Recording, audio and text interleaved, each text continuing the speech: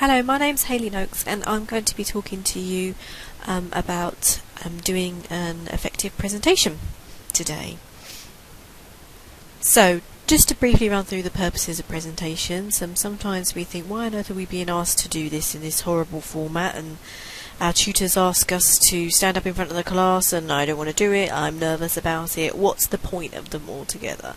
So you'll find sort of if you ever have any kind of academic career or throughout any jobs or job interviews, increasingly you're expected to give presentations as part of your work, whether it's to large groups or small groups or on interview panels. So it is a really good skill to make sure that you're confident with.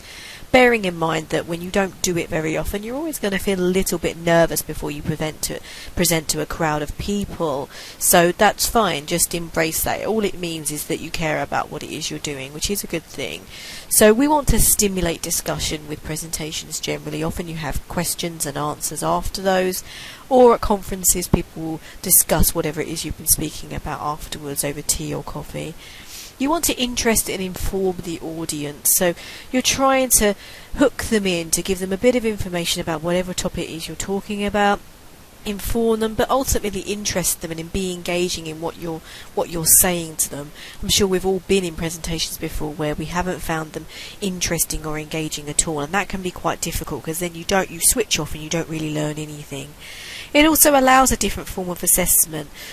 It's actually nice to be able to be assessed on something other than our writing skills at university, so it's a good way to allow you to sort of do a different form of assessment at university, and as I said before, is excellent practice for future employment.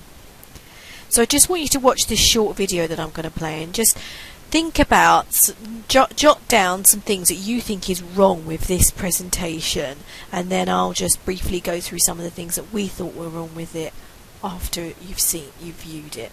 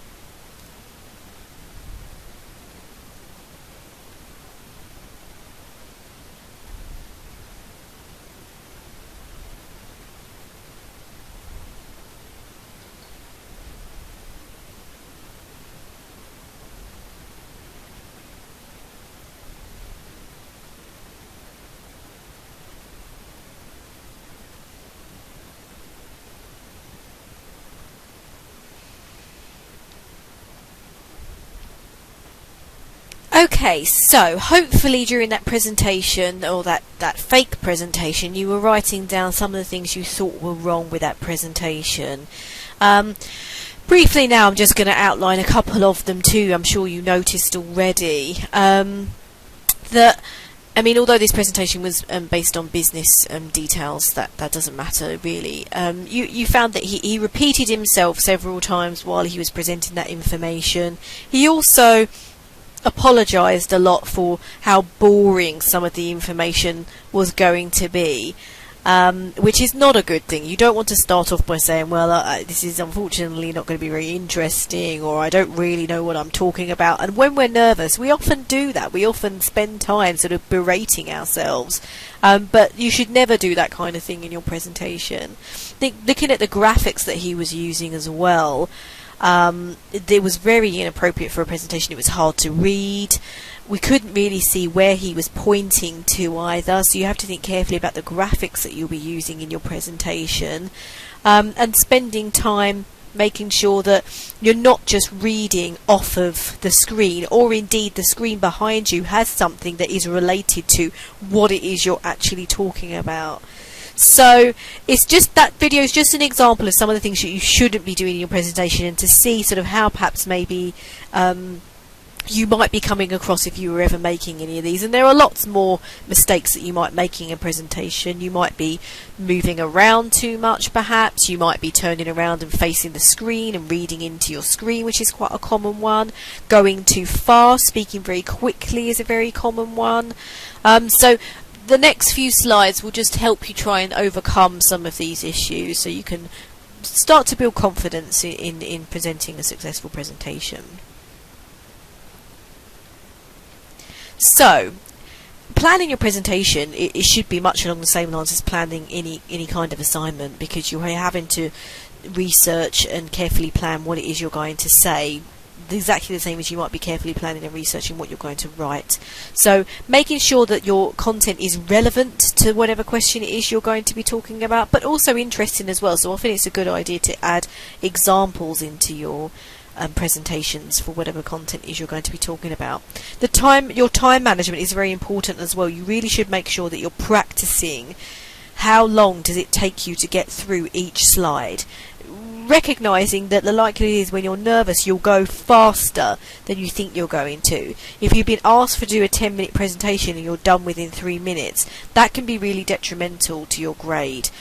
And it also can be really embarrassing for you as well, because then everyone's waiting for more and you haven't got any more to give them. So thinking about your time management. In the same sense, it's important to make sure when you get more confident with presentations, you often find it goes the other way and you start to go off tangent and you feel more confident at ad-libbing when you're giving presentations. You can end up talking about lots of irrelevant information that you weren't going to talk about in your presentation and end up going over time, in which case then you won't be graded on the things that you weren't able to present. So in the same way that your essay has a clear structure, your presentation should also have a clear structure. It should have a clear introduction and a clear conclusion, but also the structure in the middle should be the same as you might be setting out an essay. So you've got arguments where you're describing and explaining the argument, but then you're also bringing in the alternatives so that your tutor can see that you understand how your arguments relate to one another. So you don't want to be flitting backwards and forwards.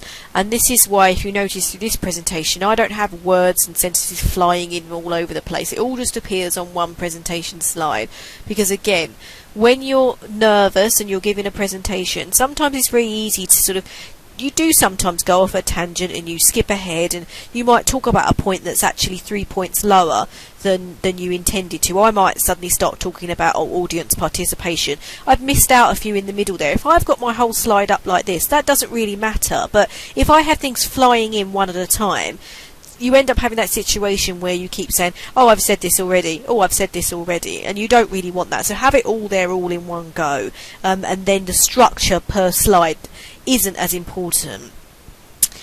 Think about appropriate use of technologies as well.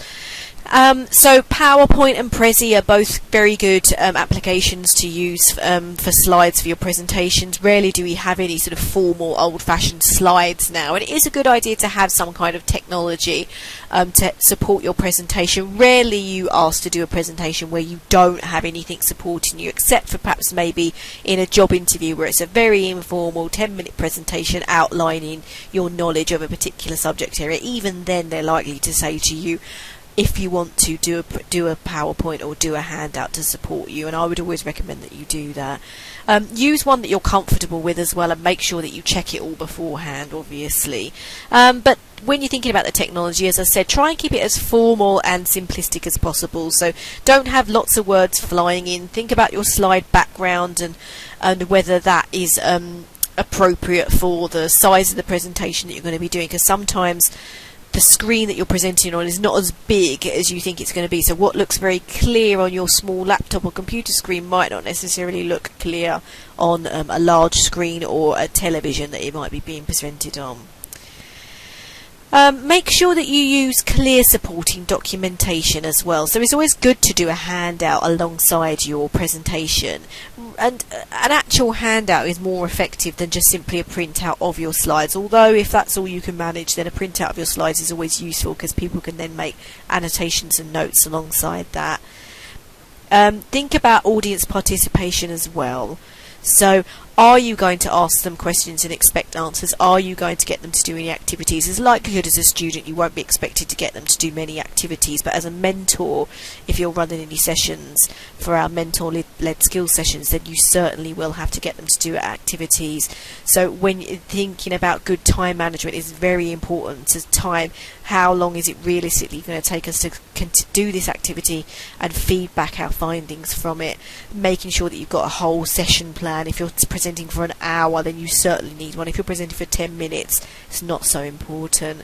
But I would always recommend some audience participation, even if it's just asking them closed yes/no questions. If you're presenting to your peers in your class, I would err on the side of closed yes/no questions, because what you don't want is to ask them questions and then everyone look at you blankly, which happens very often when you're giving presentations. So just ask them a quick poll, yes or no, do you agree with that, or does anyone know anything about this? You're asking them questions, they're on their toes, but you're not asking too much from them. And that shows demonstration of your good communication skills there. So preparing your resources, as I said before, you should have a presentation, you should have a handout, but making sure that they are clear. So only putting a few words for each point. What you really want with a presentation is your presentation, the points that you're making on your slide should be keys that unlock all the speaking that you're going to be doing. And it's okay to have cue cards as well that have sort of more detailed bullet points. Never walk into a room and give a presentation with a script. You'll never remember it, you could lose your place, and it's obvious that you're reading from a script, which doesn't make your presentation engaging. So you have to learn the topic that you're going to be talking about. So here I'm on the only put a few words for each point. I know that what that means to me, so I can talk to you about that for another, say, a few sentences, rather than having all of everything I'm saying up there written, so you're sort of got huge amounts of text on there which can be very hard to follow.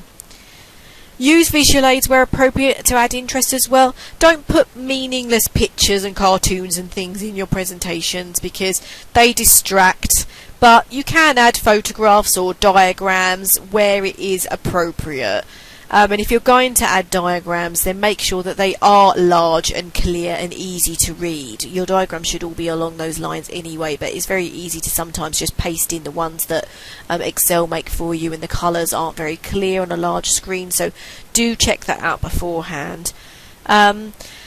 Use large and clear font, and think about the colours you'll be using. So it's, as I said, when you're doing your presentation on a laptop, then it might look like it's fairly clear on there and your font is large enough, but when it's on a big large screen, they're often a bit dimmer when you're presenting in the classrooms, and you've got a whiteboard, so actually it's not as clear as you think it's going to be. So remember that when you're doing your presentations and your handouts.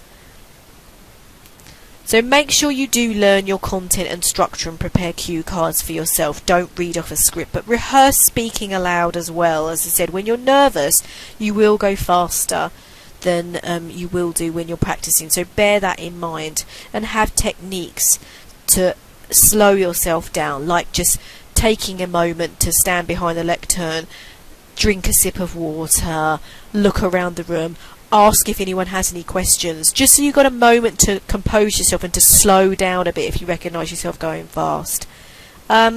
Make sure when you're rehearsing that you do adjust the content to fit the time. It's very important you do that. Don't think, oh, I'll just whiz through those things, or I'll just ask a few extra questions, or hope that you're going to be able to ad-lib, because absolutely you'll find that things that you wanted to say off the top of your head, you will forget unless you've written them down on your cue cards. It's very easy to skip through, and it's fine, it's perfectly fine to spend a moment just looking at your cue cards. You don't have to apologise for it. It's a confident speaker can refer to their notes, take a moment, take a sip of water, and then carry on with what they're doing. So rehearse as part of a group as well is a good idea. If you're giving a group presentation, you must all make sure that you rehearse together, so you know what order you're going in, who's going to be saying what, where you're going to stand. It's very important you do that, because it can seem very disorganised when everyone's not quite sure, oh, are you doing this bit, am I doing that, where are we going to stand, who's going to be flicking the slides through while I'm speaking, because you won't all necessarily be able to fit behind a lectern. And do rehearse in the physical environment as well. It can be sometimes difficult to do that, but if you can find an empty classroom, it's very useful to do that, because presenting at home to the bathroom and yourself is not the same as standing up in a large classroom. So it's a good idea to get used to the physical environment you'll be in. Also practice your prompts as well, and the use of the technology in the room. You must make sure that you check beforehand that the sound is working, if you're using any sound, that the format of the presentation that you've created is a similar format to the one that is on the actual computer in the room. Sometimes different versions of PowerPoint change the look of your presentation, hopefully not too much, but it can do that, and that can throw you off if you've not had a quick look at it beforehand. So just a little bit about overcoming nerves. So it is really all about preparing carefully. If you feel like you know your stuff, you can walk into that room confident that you know more about whatever it is you're going to be talking about than the people that you're presenting to. So do have cue cards prepared. Make sure you number them, and make sure that you only have a few keywords on each one. As I said, when you're trying to sort of read through and you lose your place, it's impossible to find your way when you've got lots and lots of text on just lots of sheets of paper. Make sure your slides are clear, keep them to a minimum, and as I've said before, practice. So when you're nervous during the presentation, you relax more by moving around. And that doesn't have to mean that you have to run around the room and sort of walking up and down and sort of marching around while you're talking to them. But it's just a case of maybe gently rocking backwards and forwards on your heels and your toes, just moving a little bit, maybe sort of just clenching your fists and releasing them. It's that, because when we feel nervous, we actually tense our bodies. So that process of moving lets your body know that it's okay, time to calm down, and that can be really quite useful. Arrive early as well. There's nothing worse than feeling like you're a bit late and flustered, and then having to go straight into a presentation. So that's an obvious one, to get there as soon as you can. Leave doubly early, because you'll always find on the day you have to give a presentation that someone causes trouble on a bus or a train or whatever, and you end up being a bit late. You also want that time to check over your technology as well. Make sure you have water on hand to drink as well, because when you're nervous you often get a dry throat and a dry mouth, but also it adds as a prop for you to be able to sort of spend a moment taking a drink if you suddenly think, I've got no idea what I'm about to say next. So take a drink. It's the same thing with your notes. Even if you don't think you're going to refer to your cue cards, have them in your hand, because having that something to hold can be like a comfort blanket for you. Do use something like Rescue Remedy if you feel like you need to. I'm not quite sure how it works. I know many people, including myself, that use it for my driving test, and it doesn't stop you feeling nervous as such, but it helps you feel more in control, which is what you want really. A little bit of nerves, I'm sure any kind of somebody who has to give a performance, this is a good thing. So be prepared for questions as well, especially perhaps maybe from your tutor, or maybe you've been asked to prepare some questions that you expect your students might ask.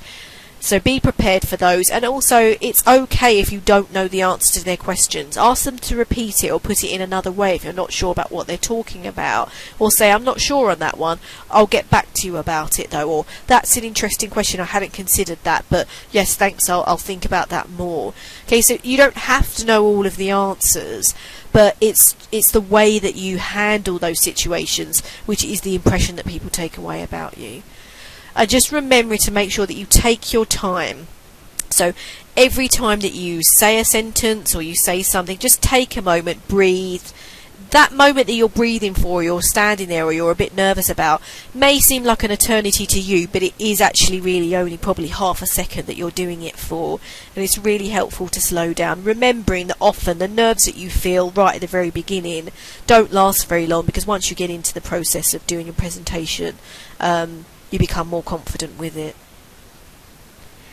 So other suggestions might be doing a mental rehearsal as well. I have a friend that is a hypnotherapist, and a lot of the things that we get anxious and nervous about is because we build up this idea in our head of it being a disaster, that we're going to run out of the room, we just want to get it over and done with. So just spend some time in the weeks running up to a presentation, just spending like a minute closing your eyes, doing a mental rehearsal. You don't have to go through exactly what you're going to say, but just imagining yourself in that room, calmly and slowly, all the people in front of you presenting your work, and then saying thank you very much, knowing that what's the worst that's going to happen here. You're going to go into a room, you're going to present to a group of your colleagues, your peers, and that everything's going to be okay in the end. So do a mental rehearsal, and that trains your brain to realise that this isn't something that's awful and scary and horrible and it's going to be a disaster. Actually, it's something that you can begin to even enjoy. Do observe your tutors when they present as well. They've been doing it for a long time now, and I'm sure if you speak to all of them, that when they said they first give their presentations and presented to large groups of students or at conferences, that they were very nervous as well. And it's very easy when you're doing it every day to start to feel more confident about anything that you're doing. But see what they're doing. What are their mannerisms? Where are they standing? What do they do? What do they do when they get a question that they can't answer? How fast are they going? How many slides have they got? How many words are they putting on their slides? Bearing in mind, obviously, not all of your tutors are going to be of the same style of presentation. So pick somebody who you particularly think is a good presenter, somebody you admire in that way. You might also associate a positive feeling with a physical object and then keep it with you. So it's similar to like having that comfort blanket I said, as something to hold in your hands, like your cue cards. And we all find that often we've got something that reminds us of somebody that we care about, of a nice place that we've been to. Having that thing with you, again, evokes those positive feelings that can overcome the nervousness. So do try something like that. It can be really helpful. Breathe, obviously, on there. We forget to breathe when we're nervous, when we're presenting. That's why we go so fast, because we just quickly want to get it all out and say everything all in one go. So just take a moment, breathe a little bit, slow down, elongate those words. It might sound in your head like you're going really slow, but actually everybody in the audience will think that it's completely normal, because they can follow what you're saying, they can understand. And as I said before, the nerves will subside once you get started. Just take your time, as I said. Move about a bit, rock backwards and forwards, have your props, the drinking water, the cue cards, the positive object, doing those mental rehearsals, having the rescue remedy, making sure that you're prepared, that you know your stuff, and everything will be fine. So doing the presentation, stand straight, obviously. If you don't stand straight, then it can make you look disinterested. If you're disinterested, then they will be disinterested. Don't hold anything in front of your face either. So if you have a script or whatever, or if you have cue cards, don't hold them up, and don't turn around to look at the PowerPoint slide as well. Don't read off the screen, because your voice actually becomes very quiet when you're projecting it in the opposite direction. And then again, it doesn't look very good. It doesn't look like you know actually what you're talking about when you do it that way. So you want to face the audience and make eye contact.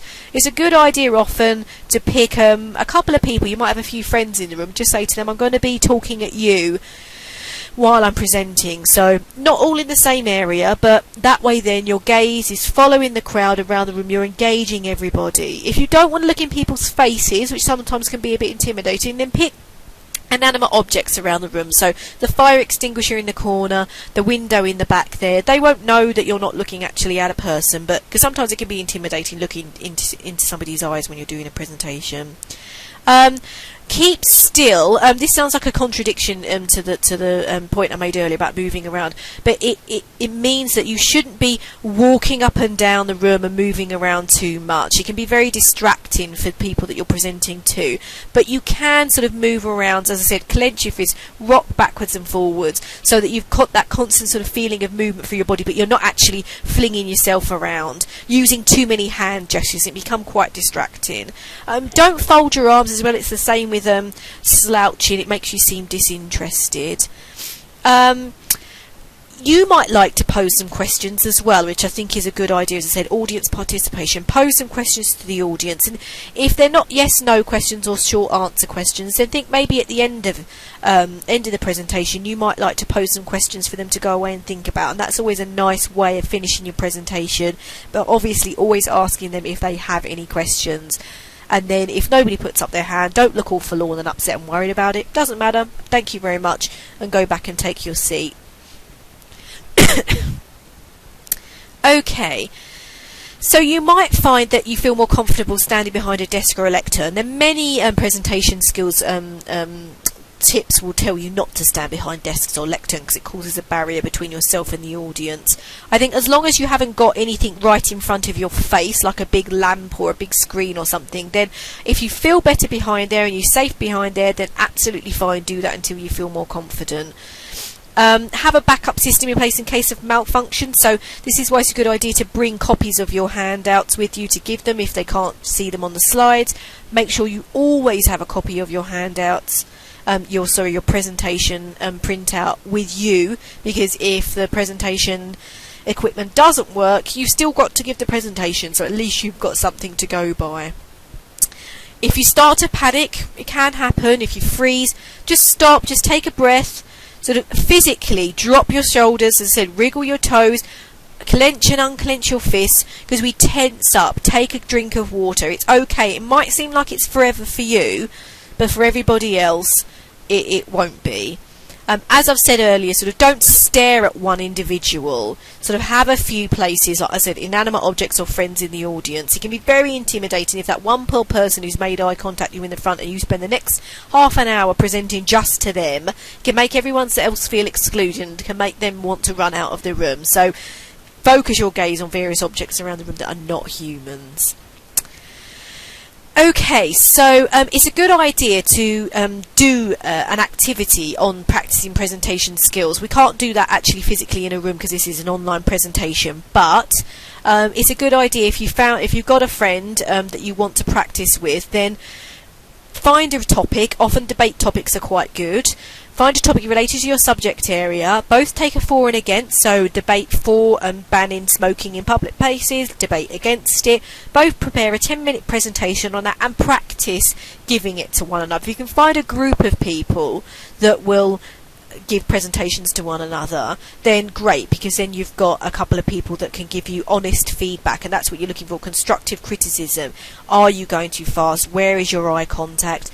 If you can't find anybody to present to, then set up a video camera and film yourself presenting. It might seem like it's a really cringe-worthy thing to do and you really don't want to see yourself on camera, but it's incredibly useful because you do things that perhaps maybe you would not have ever imagined yourself doing. Like, I had no idea when I presented that I sort of flung my arms around in all these gestures when I was presenting. So do practice and give that a go.